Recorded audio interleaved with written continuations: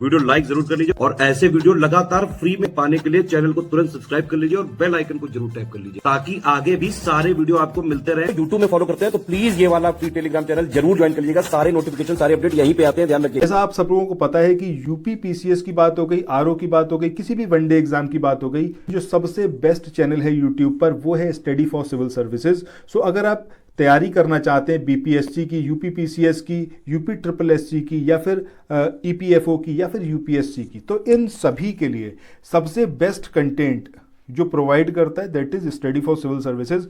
अभी 14 मई को आपका एग्जाम है, ठीक है, पीसीएस का। सो मैं आपको सजेस्ट करूंगा आप जितनी जल्दी हो उतनी जल्दी आप हमारे इस पेड कोर्स में एनरोल कराएं।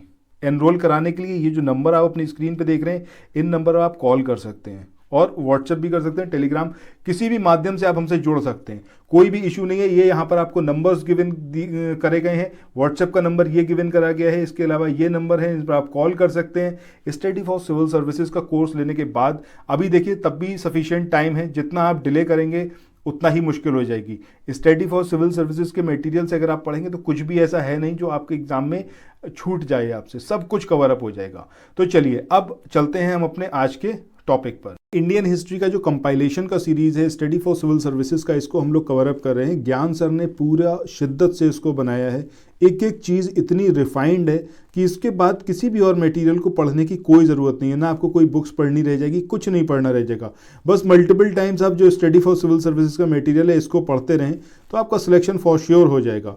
अभी पहले अगर आप देखेंगे तो आपसे पहले जिन लोगों ने सिलेक्शन लिया है उनका एक्सपीरियंस ऑलरेडी शेयर करा है उन्होंने स्टडी फॉर सिविल सर्विसेज के प्लेटफॉर्म पर। एक बार ज़रूर उनको सुने क्योंकि जो लोग सिलेक्टेड हैं वो आपको ज़्यादा बेहतर बता पाएंगे कि आपको क्या पढ़ना है, कहाँ से पढ़ना है। इसीलिए मैंने आपको स्टार्टिंग में भी बोला है कि अगर आपने अभी तक पीसीएस के कोर्स में एनरोल नहीं कराया है तो एनरोल कराइए।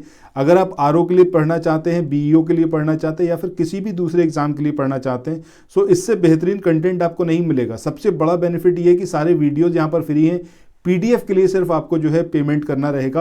और पीडीएफ ज़रूरी इसलिए है क्योंकि अगर आप पीडीएफ आपके पास होगा तो आप मल्टीपल टाइम्स उसको रिवाइज कर पाएंगे, ठीक है, कम टाइम में आप ज़्यादा काम कर पाएंगे पीडीएफ के साथ में। चलिए अब यहाँ पर स्टार्ट करते हैं पुरा पाषाण काल या फिर पेलियोलिथिक एज। तो पेलियोलिथिक एज में भी अगर हम सबसे पहले बात करें पूर्व पुरा पाषाणकालीन बस्तियों की, तो ये जो पूर्व पुरा पाषाण काल की जो बस्तियां थी या फिर जो सामग्री थी, इसके साक्ष्य कहाँ से मिले, एग्जामिनेशन में आपसे पूछा जा सकता है। तो ये राजस्थान के नागौर जिला जो है वहाँ से प्राप्त हुए थे। अब आगे हम देखें कि और कौन कौन से स्थल हैं जो पुरा पाषाण काल के स्थल हैं या फिर उससे रिलेटेड जो साक्ष्य मिले हैं वो कहाँ मिले। तो पुरा पाषाण काल की अब बात करेंगे। अभी तो हमने बात करी थी क्या पूर्व पुरा पाषाण काल की, तो उसका जो एविडेंस मिला वो नागौर राजस्थान से मिला है। इसके अलावा अगर हम बात करें पूरे हिंदुस्तान की, तो हर जगह से आपको पुरा पाषाण कालीन जो अवशेष थे वो प्राप्त हुए हैं, जो साक्ष्य थे वो प्राप्त हुए हैं। ये चीज़ आपको याद रखनी है। दूसरी बात, जो पुरा पाषाण काल के सबसे ज़्यादा साक्ष्य मिले वो कहाँ से मिले, सर्वाधिक संख्या में जो साक्ष्य मिले हैं वो मिले हैं आपको गंगा और सिंधु नदी के कछारों से। तो ये पॉइंट बहुत ज़्यादा इंपॉर्टेंट, इनको ज़रूर याद रखिएगा। इसके बाद आगे हम बात करें पुरा पाषाण कालीन जो स्थल थी इनकी खोज स्पेशली कहें तो कहाँ से करी गई थी। तो पुरा पाषाण काल स्थलों की जो खोज की गई वो कहाँ से, मारवाड़ और मेवाड़ से की गई। याद रखिएगा, इंपॉर्टेंट पॉइंट है, आपसे स्टेटमेंट वाइज ये एग्जामिनेशन में पूछ सकता है। अगर हम साउथ इंडिया की बात करें तो साउथ इंडिया में कौन कौन से प्लेसेस हैं, कौन कौन सी साइट्स हैं जो आपको याद रखनी है। इसमें है आपका पलवई जो कि आंध्र प्रदेश में है। उतनूर की बात करें तो ये भी आंध्र प्रदेश की एक लोकेशन है। इसके अलावा पीकलीहल, ब्रह्मगिरी, मस्की, ये वो लोकेशन है जहाँ से राख के ढेर खोजे गए हैं। एग्जामिनेशन में ऐसे ही आएगा, आपको 4 ऑप्शन दे दिए जाएंगे, एक ऐसा लोकेशन कुछ दे दिया जाएगा, सपोज नागौर ही दे दिया, बाकी 3 ऑप्शंस आपको ऐसे दिए जाएंगे कि कहाँ से आपको बताना है कि कहाँ से जो है राख का अवशेष प्राप्त नहीं हुआ है, तो वो आपका नागौर हो जाएगा। बाकी 3 लोकेशन कौन कौन सी हो सकती हैं, उसमें आपका पलवई हो सकता है, उतनूर हो सकता है, पीकलीहल हो सकता है, ब्रह्मगिरी, मस्की, ये सब कुछ हो सकता है, ठीक है। इसके बाद अगर हम बात करें डोलमेंस की, तो डोलमेंस क्या होता है।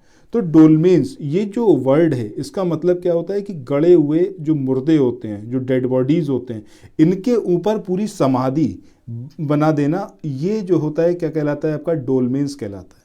मतलब कोई अर्थी है, उसके मतलब अर्थ ही क्या, कोई डेड बॉडी है उसके ऊपर पूरी समाधि उसकी निर्मित कर देना, दैट इज कॉल्ड डोलमेन्स। ये शब्द का मतलब याद रखिएगा।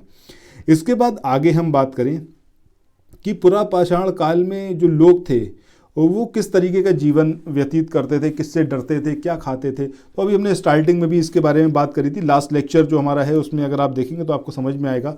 तो देखिए, पुरापाषाण कालीन बस्तियों का क्या मतलब है, उस टाइम पे कुछ और था ही नहीं। तो प्रकृति सबसे ज़्यादा जो इम्पॉर्टेंट थी भैया वो नेचर था, नेचर के अकॉर्डिंग ही इंसान रहता था, पूरी तरीके से उस पर ही निर्भर था। शिकार करता था खाने पीने के लिए, और कोई ऑप्शन तो था नहीं उसके पास, या तो कंदमूल फल खा लेगा या फिर शिकार खा लेगा, मतलब किसी भी जानवर को खा लेगा। इसके अलावा आग से तो बिल्कुल परिचित नहीं थे, तो भैया जो भी खाओगे वो ऐसे ही खा जाओगे कच्चा, पकाने का तो कोई मतलब ही नहीं। जब आप जानते ही नहीं आग के बारे में तो आप कैसे उसको पकाओगे। अब इस टाइम की अगर हम बात करें तो मानव किस तरीके का था, भैया शिकारी है तभी तो वो शिकार कर रहा है, जानवरों को मार के उनका मांस खा रहा है। तो शिकारी कैसा था, शिकारी था और खाद्य संग्राहक था, मतलब जो कुछ उसके पास है उसने अपना थोड़ा थोड़ा बचा के संग्रह कर लिया और उसके बाद अपना धीरे धीरे वो खाता हुआ चला।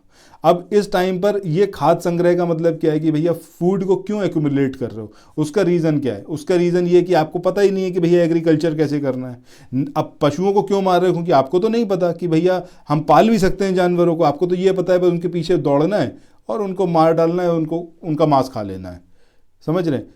तो ना तो अग्नि का ज्ञान था, आग का ज्ञान था, ना उनको पता था पशुपालन कैसे होता है, ना ही उनको ये पता था कि भैया हम लोग जो हैं वो खेती भी कर सकते हैं, ये कुछ उनको ज्ञान ही नहीं था। अब आगे हम बात करें, इस पूरे काल में जो टेम्परेचर था, तापमान, उसमें भारी कमी देखी गई थी, ठीक है। अब महाराष्ट्र की बात करें तो महाराष्ट्र में नेवासा के पास में मध्य पुरापाषाण काल के उद्योग के साक्ष्य मिले हैं। तो नेवासा को आपको किस तरीके से याद रखना है कि नेवासा जो कि महाराष्ट्र की एक लोकेशन है, एक साइट है, वहाँ पर कब के साक्ष्य मिले हैं, मध्य पुरापाषाण काल के। इतना भर याद रखिए, बहुत इंपॉर्टेंट है, एग्जामिनेशन में ऐसे ही आपसे पूछा जाएगा, साइट दे दी जाएगी और उसके रिलेटेड काल दे दिया जाएगा। इसके बाद अगर हम बात करें मध्य पुरापाषाण काल में कार्टजाइट पत्थर जो थे, इनके स्थान पर जेस्पर और चिटफ्लिंट, इन पत्थरों का यूज़ होने लगा था। सो मध्य पुरापाषाण काल में किस तरीके के पत्थर यूज़ होते थे, जेस्पर और चिटफ्लिंट, ठीक। आगे हम बात करें पुरापाषाण काल की, तो पुरापाषाण काल में जो औजार होते थे ये किस तरीके के होते थे, ये आपसे एग्जाम में पूछा जा सकता है। तो मेनली जो औजार होते थे वो फलक, वेदनी, छेदनी और जो खुरचनी है, इस तरीके के यहाँ पर औजार हुआ करते थे, और ये औजार जो थे मेनली यूज़ होते थे। इसके अलावा अब जो फलक थे इसकी अधिकता थी, इसी चक्कर में इसको क्या फलक संस्कृति की संज्ञा भी दी गई है। इसके बाद बात करें हम लेवाल्वा तकनीक की, तो ये जो लेवाल्वा तकनीक है इसके द्वारा बनाए गए फलक उपकरण मध्य प्लीस्टोसीन भूगर्भीय युग की विशेषता है। इस वाले पॉइंट को ज़रूर आप याद रखें। इसके बाद आगे मूव ऑन करते हैं। अगला जो यहाँ पर इंपॉर्टेंट पॉइंट है, इसमें बात करी गई है होमोनिड की। अब होमोनिड का क्या मतलब है, होमोनिड का मतलब क्या है कि वैसा इंसान जो आज की जैसे इंसान है, ठीक है, मानव जैसा प्राणी कहिए इसको, और ये बिल्कुल स्टार्टिंग का प्राणी था जो मानव का अगर विकास की बात करें तो मानव के विकास में सबसे पहला जो था वो था आपका होमोनिड। और भारतीय उपमहाद्वीप में ये जो स्थल है हथनौरा, इसको ज़रूर आपको याद रखना है, एग्जामिनेशन में पूछा गया है। हथनौरा स्थल से सर्वप्रथम होमोनिड जीवाश्म यानी कि जो फॉसिल्स थे ये मिले हैं। आगे हम इसमें बात करें कि जो हथनौरा है, हथनौरा का मानवसम जीवाश्म होमो इरेक्टस है। ये सारी पॉइंट जो हैं कहीं और आपको नहीं मिल पाएंगे, आपको कई सारी बुक सर्च आउट करनी पड़ेगी, तब जाकर आप ये सारे पॉइंट भले ही ढूंढ पाएँ, और उस सब में इतना टाइम निकल जाएगा कि आपका एग्जाम पास में आ जाएगा और आपकी हिस्ट्री की ही तैयारी पूरी नहीं हो पाएगी। इसीलिए मैंने आपको सजेस्ट करा है कि आप लोग तुरंत जो है एनरोल करवाएं पीसीएस वाले कोर्स में, आरओ में, बीईओ में, या किसी भी वनडे एग्जाम के लिए आप प्रिपेयर करें, क्योंकि स्टडी फॉर सिविल सर्विसेज की टीम ही इसलिए लगी रहती है ताकि आपको एकदम ऐसा मटेरियल प्रोवाइड किया जा सके जिसमें आप अपनी सफलता को सुनिश्चित कर पाएँ। आगे हम बात करें भारत में मानव का जो पहला प्रमाण मिला वो कहाँ पर मिला, तो वो मिला आपका मध्य प्रदेश के पश्चिमी नर्मदा क्षेत्र में, और इसकी खोज कब हुई, 1982 में। इसके बाद आगे हम बात करें तमिलनाडु की एक लोकेशन है, इसका जो लोकेशन का नाम है वो क्या है, अतिरमपक्कम, ये वो लोकेशन है जहां से पुरापाषाण काल के स्थल पर एशुलियन औजारों के साथ में पशुपद चिन्ह के एक समुच्चय का साक्ष्य मिला है। तो ये ज़रूर आपको पॉइंट याद रखना है, ये आपसे पूछा जा सकता है एग्जाम में। इसके बाद आगे हम बात करें चिरकी। अब ये निवासा और हुसंगी उत्खनित एशुलियन स्थल है, इसका नाम भी आप याद रखिएगा, ठीक है। इसके अलावा एशुलियन उपकरण की हम बात करें तो एशुलियन उपकरण में हैंड एक्स, इसके अलावा क्लीवर, स्क्रैपर, ये सब इसके अंदर आते हैं। तो आपसे ये भी इस तरीके से पूछा जा सकता है कि एशुलियन उपकरण एग्जैक्टली कौन से हैं, तो उसमें आपको ये हैंड एक्स, क्लीवर और स्क्रैपर ये सब दिख जाएगा, जो ज़्यादातर दक्षिण भारत और दक्कन में पाए गए हैं। तो ये सारे पॉइंट याद रखने। इसके अलावा अगर हम बात करें महाराष्ट्र की, तो महाराष्ट्र में चिरकी निवासा स्थल से निम्न पुरापाषाण काल की प्राचीनतम तिथि ज्ञात हुई है। तो ये महाराष्ट्र की जो लोकेशन है इसको आपको याद रखना है, चिरकी निवासा, जो भी हमने ऊपर देखा था चिरकी निवासा, और दूसरा हमने देखा था हुसंगी। बट यहाँ पर आपको क्या याद रखना है कि महाराष्ट्र का जो ये चिरकी निवासा नाम का स्थल है, यहाँ से निम्न पुरापाषाण काल की जो प्राचीनतम तिथि है वो ज्ञात हुई है। और कर्नाटक में स्थित हुसंगी के तट से औजार निर्माण केंद्र के अवशेष प्राप्त हुए हैं। आगे हम बात करें मृच्छतल चिंतामणि गवी पुरातात्विक गुफा स्थल की, तो ये आंध्र प्रदेश में स्थित एक उच्च पुरापाषाण कालीन स्थल है, जहां से हड्डी सींग से बने औजार सर्वाधिक संख्या में मिले हैं। याद रखिएगा, बहुत इंपॉर्टेंट है ये।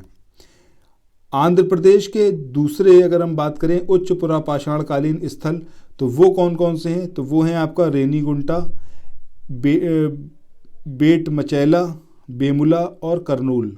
इन सारे साइट्स को आप याद रखिए।